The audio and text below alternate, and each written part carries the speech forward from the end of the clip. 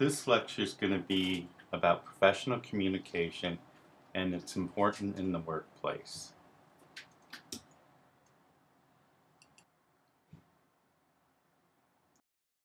One of our most important forms of communication is the medical record. It can exist as a paper record, a computer, or a hybrid. Most hospitals these days use a computer, and some of the nursing homes are slowly transitioning from paper to computer, and a lot of them are hybrids right now. A medical record is a confidential, permanent, legal document that contains information related to a patient's care. It's a source of information for everybody to coordinate the plan of care together. Who actually owns the patient's medical record? Well, the healthcare organization that the medical record is housed in. Of course, the patient can request a copy of their own medical record. Then there's something called the Joint Commissions that accredit hospitals, and they have specific guidelines on what information and how frequently you need to document that information. Then, of course, HIPAA. HIPAA's a big thing, confidentiality. Unless you're assigned to that patient, you cannot look at another patient's chart or take anything home with you about the patient. Just remember that. I've seen nurses getting fired before because they wanted to check on a relative and went into their chart. And, Big Brother's watching. They know every move you make on these electronic records these days. So just remember, HIPAA is a big thing with medical records. Don't touch anybody's record except for the patient that you're assigned to. What is the purpose of the medical record? One of its main purposes is communication. Any party that needs to touch that patient, physicians, nurse practitioners, nurses, techs, physical therapy, occupational therapy, all have one place where they can communicate and everybody can be on the same page about that patient. It's also a legal document. If you end up going to court, they're going to bring that medical record in, and what's on that medical record is legal and findings. Financial billing, they take what you have done to the patient, what type of diseases, and there's a whole way of setting things up for costs, and they use the medical record for that. There's some education in there sometimes. It can be put in there. As if they're in a research project, they can have that in the medical record. And then there's auditing and monitoring. There's actually a group of people in the hospital, mostly nurses, that go around and they audit these charts to make sure what is being done on the charts are what is required.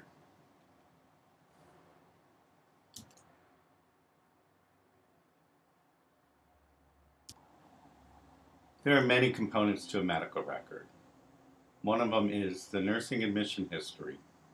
This gives us information about the patient's past, what types of problems they have, what kind of medication they're on, and it helps to guide the nursing diagnosis and problems for that admission.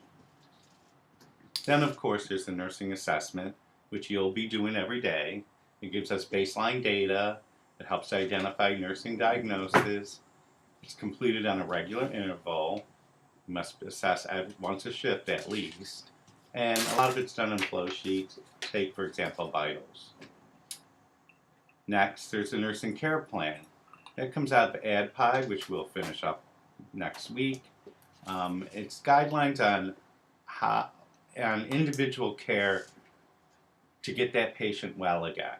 And they come up with a plan, basically, what everybody needs to do to get that patient out of that hospital. Some more parts of the medical record include the medication administration record, or better known as MAR. You'll be using the MAR quite frequently, even in the nursing home. It's the documentation of the medication and has all the medications that are currently ordered and the times they're supposed to be administered. The physician's order sheet is the location where all the orders that the providers, including NPs, PAs, have for the patient that for you nurses to do. And then there's a diagnostic test and report portion of a medical record. And it has the results of the tests and also what pending tests are coming up.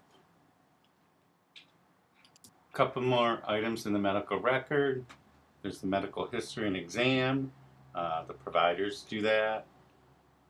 And it can be updated quite frequently depending on why the patient is there and how serious they are. Progress notes. Everybody writes progress notes from all the teams. So it helps in the planning, coordination, and care, communication, just so we're all on one page. Then there's something called critical pathways. They're interdisciplinary care plans, meaning all the different teams are involved. It's used to monitor progress of the patient's health, and it puts everything in one form so everybody can see it. And then there's something called variance, which is anything outside of the pathway, which may be something like family members not allowed in, or situations that don't really have anything to do with their care, just other things that are important for us to know. There are certain components that are different in electronic medical records, or you'll hear it called e-record. Almost all the hospitals in the Rochester area, including some of the ones in the rural areas, have gone to e-records. The nursing homes are slowly moving that way. There's still a lot of paperwork, but I know at the St. John's, they do have medical record electronically that my students will be entering into it. Some of the things that are different, they contain a problem list. It's just a nice list of active diagnoses and past diagnoses that the patient has had. It's an easy way to quickly check out the patient. The patient care summary. It includes patient's health status, problems, treatments, documentation, and the patient's care plan. So you can click on that and find all that in one setting. And then discharge summary forms. It's a clinical report by the physician or the provider at the conclusion of hospital stays or after a series of treatments. It outlines the patient's chief complaints, the findings, the therapy that was done, the patient's response to it, and the recommendations on discharge, including medication changes. You might hear the word Cardex used. They used to use them a lot back in the old days, but it's presented in the paper chart or in its electronic medical record now. It contains the vital information that we need to know about the patient: the activity orders, the treatment orders, ADLs, which is our activities of daily living. That's important for especially nursing home patients, what they can and can't do by themselves. If it's an electronic record, when they update it into the computer. Paper, the nurse is responsible for updating them. There used to be a real pain way back in the hospital that you had to keep erasing and changing the Cardex on paper, but now mostly everything's electronic, so it's easy to do. It's a way of nurses communicating all the changes to the team members, so you always should look at a Cardex if there is one available. Flow sheets. These are sheets that are graphs, and they allow you to quickly just to enter data in a chart, like for vital signs or repetitive tasks. They're used for specific protocols. It gives current updated information to everybody who wants to look at the chart. It also allows you to view the trends over time. And if there's abnormal data, you would first document that, write a note with the data, assessment, plan. Sometimes you may have to call a provider for a plan, and the response to any interventions that you did to get that problem solved. Take, for example, pain. Patient says they're 10 out of 10 pain, and they've been at a pain level of 5. You document that. You would assess the patient for where the pain is and find out if there's anything different. Come up with a plan. You may want to give them an extra dose of pain medication if they have it as needed, or you may have to call a physician. And then you have to go back after giving them the pain medication and say, what is your pain level now? And that's the response to their intervention. Hopefully the pain level went back down to a 5.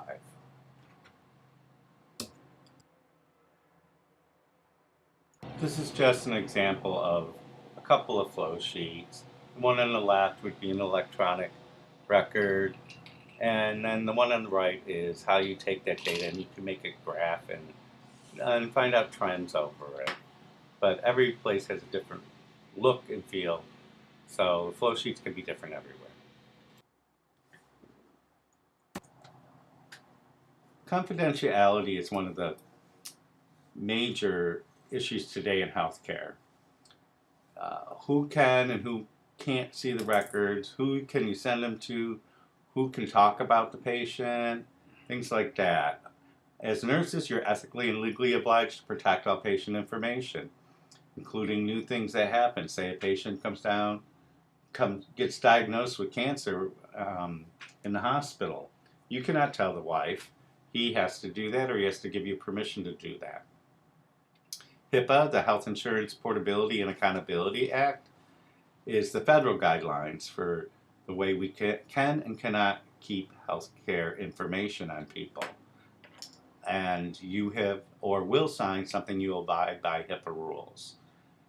Patient permission, that's important. Anything that's done to the patient has to have permission. There's been things in the past, like the Tuskegee study of untreated syphilis in Negro males, that they weren't informed that they were being studied and not being treated for syphilis, just to see what happens if you go untreated. And lastly, legally, patients have the right to obtain a copy of their medical record per agency policy. There's things like MyChart, and they can sign something that says, I want all my information given to me, if they want to. The electronic medical record is especially vulnerable. You'll get a password. Don't share your password with anybody, ever, ever, ever. You can only access the charts the patients you are assigned to work with. Just remember, everything's traceable by login these days. They can go back and see when you logged in, what chart you logged into, and what time you logged into. And never print information from an EMR, an electronic medical record, for personal use. So what does this mean for you as nursing students? Do not include any patient identifiers, room numbers, date of birth, demographic, information in written assignments. Your clinical instructors will inform you of how to identify patients or how you get your assignments. Usually it's a code, but something that you can't take home and somebody pick up and figure out, oh, Mr. Smith in room 203 at St. John's has this. Never leave patients' charts just out in the open. Also, do not leave computerized charts open or unintended. I see this all the time in the hospital. People log in, they do what they have to do, they get pulled away for something, but they don't log out. And I know one point there was a woman that I worked with down in emergency at Highland who this other nurse hated her, saw that she left the chart open, and purposely did bad things to the chart that were fireable offenses. And guess who got fired? The person who forgot to log out, because the traceable said that she did it. So always close your charts. Never access medical records of other patients on the unit.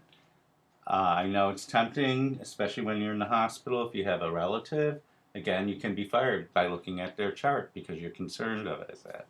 And of course, don't share your password or access information. That should speak for itself. There are certain standards of care set by both the state and the federal government. They have standards and policies. All the hospitals will have them. You have to adhere by them.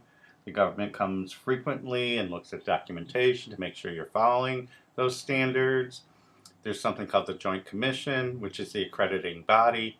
Their mission is to improve safety and quality. They require the documentation be timely, accurate, confidential, specific to the patient. And documentation for nursing must be written within the context of the nursing process. Again, this is why the nursing process is so important. The Joint Commission, if they do not pass your hospital, can actually shut down the hospital until you correct your mistakes. I'm going to move on to documentation. It's a vital aspect of the nursing practice. Everything needs to be documented, documented, documented. Anything written or printed. It's a record of proof of the patient nurse's actions and activities. So you have to document everything you do. And it must be accurate, comprehensive, and reflect the care provided. It should be detailed enough that it provides the account of the care. It maintains the continuity of the care. It minimizes the risk of errors. And it supports reimbursement, accreditation, and quality assurance. So that's a very important aspect of documentation. There are four main components of documentation that must be adhered to. They are factual, accurate, complete and current, and organized. And we will go through each one of these.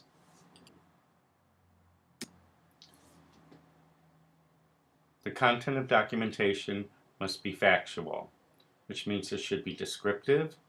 You should have objective data as well as subjective data.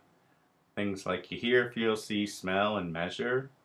Observations of the patient's behavior. And your objective data should support the subjective data.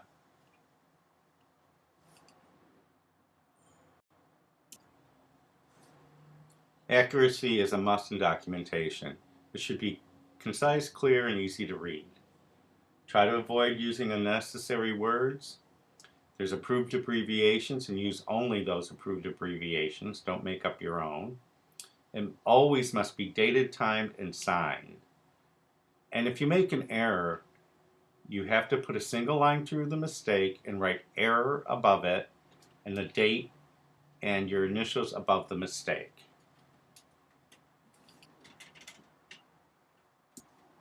Your documentation must be complete. You have to talk about what you did for the patient and the patient's response. It should only contain appropriate and essential information. And if there is abnormal data, you need to write a note with additional objective data to provide a complete picture so others can understand what was abnormal.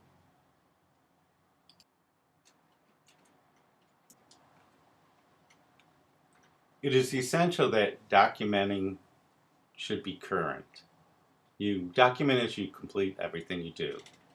If it's not documented, it means it wasn't done. Delays can lead to unsafe patient care, and you must use military time. I've seen it where some nurses go and do all their assessments, and then they go and sit down and document afterwards instead of doing it right after each patient, writing an e-record in the room. You should be doing it in the room if possible, right after you do it. Something could happen. I remember once there was a code, and so that nurse had to go to the code, but she had forgot to document things that she did earlier in the day. So then when the next shift came on, they were asking her why this wasn't done, and she said she did it, but if it wasn't documented, it's considered not done. So it's very important. Document as you go.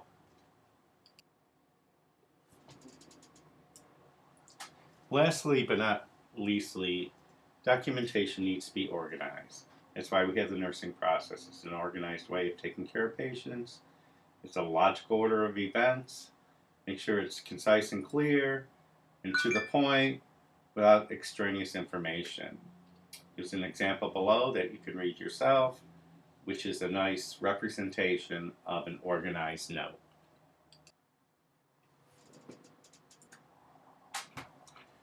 So how does the nursing process work with a note?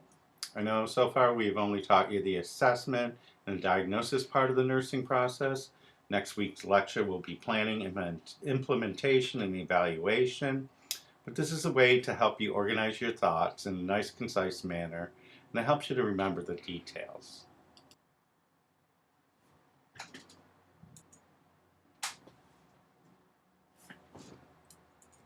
So I'm just going to go over the note that was written for an example. and how it works with the nursing process. Assessment, we already went over. The patient has pain, swelling, vital signs, the calf size, the color and temperature. So we come up with a diagnosis of acute pain related to swollen left calf. So in the planning, we would notify the provider, treat the pain, try to use non-pharmacological pain treatments, and ultrasound immediately because we're looking for something called a DVT, or a blood clot in the calf. Implementation means we take the plan and we actually do things. We give the pain medicine, we take them to ultrasound, we elevate the leg. And then lastly, it's evaluation. We assess the effectiveness of the pain medication and the elevation of the leg. We review the ultrasound results and implement any new provider orders. So that's how the nursing process helps us to organize our thoughts. Like I said, next week we'll go over the planning, implementation, and evaluation portion of the nursing process. There are several different ways or formats that we can document in the medical record. We're going to go through each of these.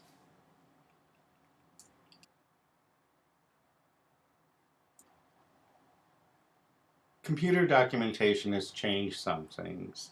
You use the EMR or the EHR to document, which means as soon as you document, it's available to anybody who looks at the chart, whether it be a physician, PT, anybody.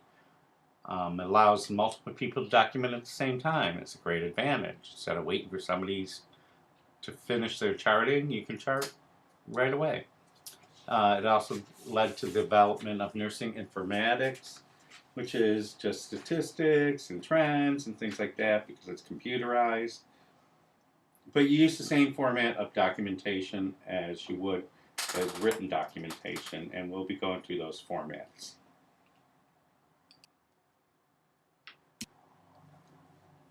So the first format that we're going to be going through is narrative charting. It's a traditional form of charting. You're basically writing a story about what happened. It's very time consuming, very repetitive. There are much better ways of documenting, but it's important that you know how to do narrative charting in the beginning to understand the rest of the types of documentation. One way of documenting is called the SOAP note. This has become my favorite way of charting because it's concise, easy to do, and it follows the nursing process. It's problem oriented. So it's a structured note based on the data. SOAP, subjective data, objective data, assessment, nursing diagnosis, and plan. What are you going to do? The interventions after you make the plan means you're going to carry out that plan. Then evaluation, what effect did your intervention have?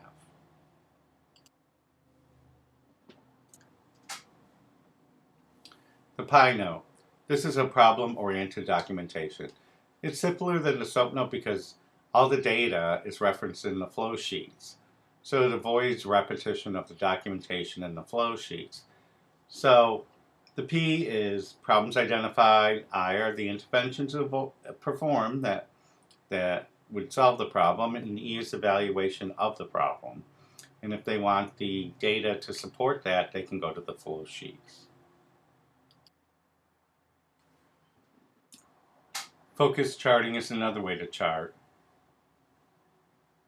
This note includes patient concerns where the PI format is just a problem. It follows the nursing process, but it's more condensed. D stands for data, which is both the subjective and objective data. A is assessment and action, the nursing diagnosis and intervention, and R is the response or effectiveness. So this note is just a condensed way of writing a SOAP note and a condensed way of using the nursing process in a note.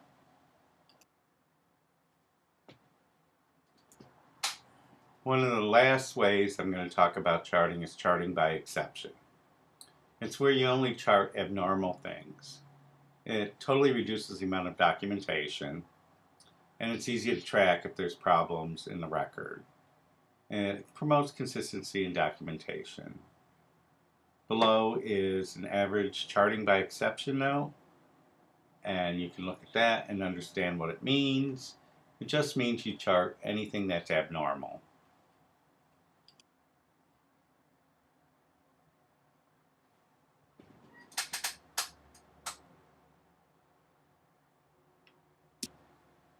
Reporting is an essential way of communicating.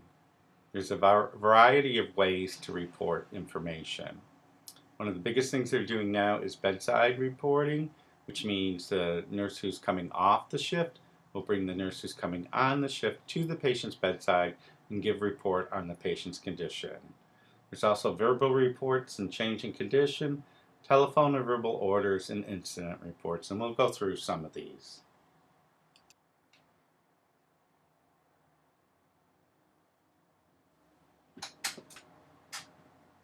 So your bedside handoff report.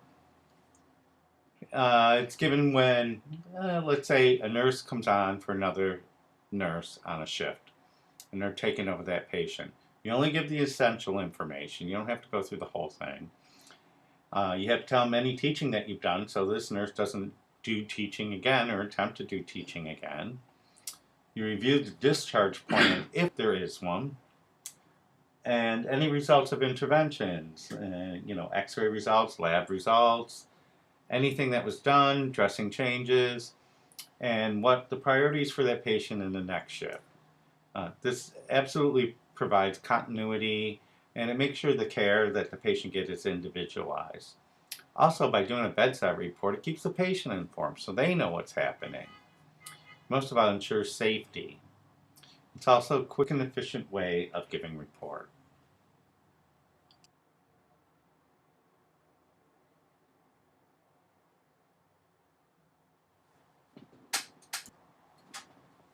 Let's talk about the verbal report. You give a verbal report when a patient's going to another unit, could be going to rehab, could be going to a nursing home, could be coming up from the ED to a floor. So what you need to do is call them and you give them any significant events that has happened with the patient, any changes in the patient's condition, and if there's a discharge summary, you should convey that so they know what they're getting when the patient arrives. It should be clear, concise, and accurate.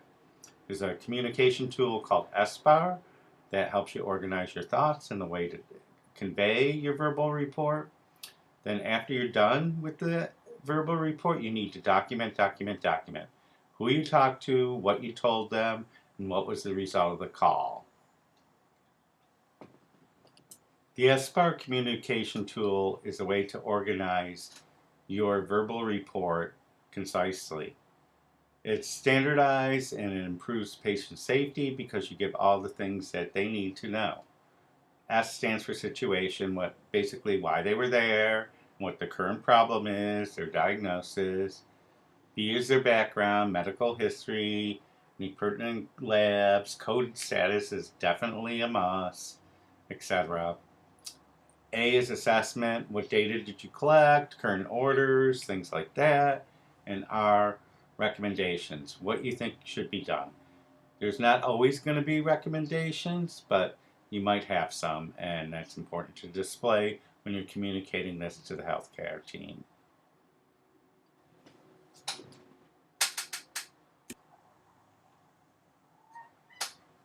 Telephone and verbal orders. This is when you have to call a provider and he gives an order over the phone. It's your responsibility as a nurse to write and transcribe the order into the chart. Usually it occurs overnight or during emergencies when the providers aren't available. So the order is the provider gives you orders, you write the orders as an RN, and then you read back the order to the provider. Reading back the order to ensure accuracy is mandatory when you take a verbal order. Here's an example of a verbal order.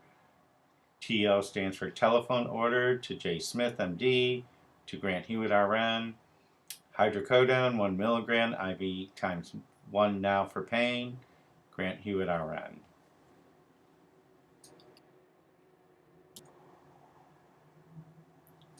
Incident reports. It's an agency records of an accident, injury, a near miss, which means something almost happened, and visitor, staff, and patient issues. This document does not become part of the patient's medical record. That's important to stress. It does not become a part of the patient's medical record. It's an important part of quality improvement. So if any of these things happen, quality assurance team and other parts of the hospital or nursing home or wherever health facility you're working at can look at it to try to improve and stop it from happening again.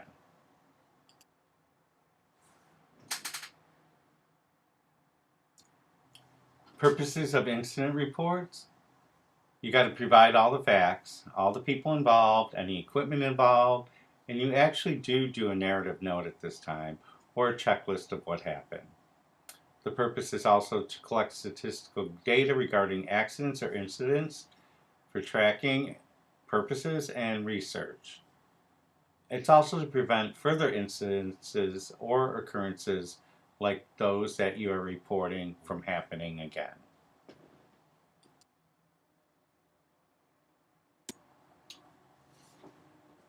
Nursing responsibilities with an incident report. The nurse who identifies the incident occurred is the one who completes the report. You write it ASAP, as soon as possible, right after the incident. You need to provide all the facts as reported. Use quotes, list equipment and serial numbers if something went wrong with equipment, and medication by name and dose if something went wrong with the medication administration. Do not mention the term incident report in the medical record. Again, I can't stress that enough.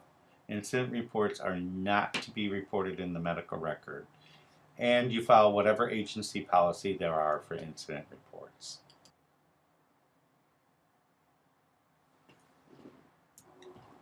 Finally, I'm going to talk about communicating with patients and families.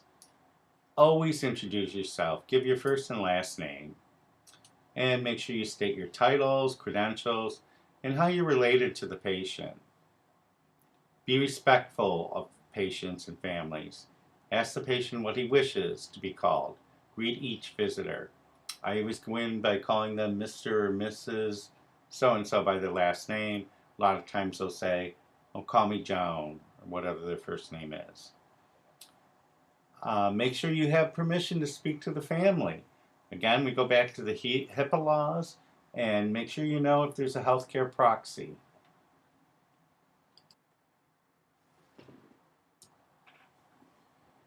Make sure you use simple language when talking to the patients and families. Avoid heavy medical terms and heavy medical jargon. They may not know what it means. Also, utilize therapeutic communication, which you will have a lecture on this week. Sit down, make eye contact, open-ended question, nonverbal clues. It just makes the patient feel more at ease. Provide for privacy. Again, we go back to HIPAA, patient's confidentiality. You close the door, ask the patient for permission to talk to visitors. Sometimes you got to be very careful because somebody in the room, they may not want to know when you walk in there. And avoid being judgmental most of all. The conversation should focus on their needs and not what you think is right.